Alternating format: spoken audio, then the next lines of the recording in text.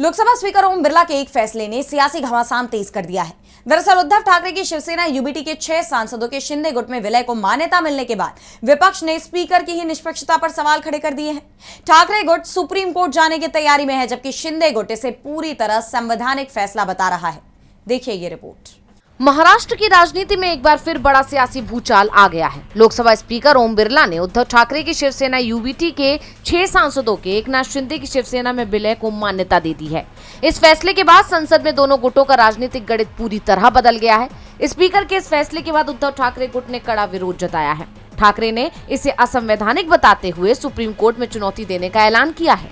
विपक्ष का आरोप है कि स्पीकर ने निष्पक्षता नहीं दिखाई और बीजेपी के दबाव में फैसला लिया। विपक्ष ये भी सवाल उठा रहा है कि संसद के मानसून सत्र से ठीक पहले आया ये फैसला क्या महज संयोग है या इसके पीछे कोई राजनीतिक रणनीति है। इस मामले को लेकर शिवसेना यूबीटी विधायक आदित्य ठाकरे ने क्या कुछ कहा है, सुनिए। यही तो अन्याय हम झेल रहे हैं, यही तो अन्याय देश देख रहा है और आज सोनम वांगचुक के साथ जो हुआ वही तो देश के साथ हो रहा है। हालांकि दूसरी तरफ एकनाथ शिंदे गुट का कहना है कि पूरा विलय संविधान की 10वीं अनुसूची यानी दल बदल विरोधी कानून के तहत हुआ है। उनका दावा है कि 2/3 सांसदों के समर्थन के साथ सभी कानूनी औपचारिकताएं पूरी की गई, इसलिए स्पीकर का फैसला पूरी तरह वैध है।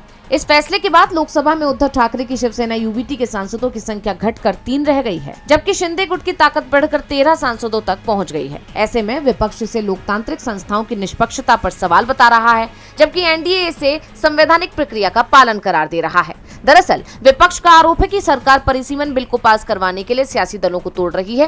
पहले उसने बंगाल में टीएमसी को तोड़ा और ये काम अभी तक जारी है। इसके बाद बीजेपी महाराष्ट्र में शिवसेना यूबीटी को तोड़ने में जुटी है और अपनी साजिश में सफल हो रही है।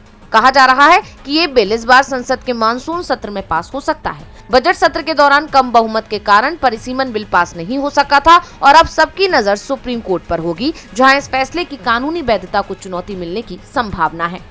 डीवी लाइव की रिपोर्ट।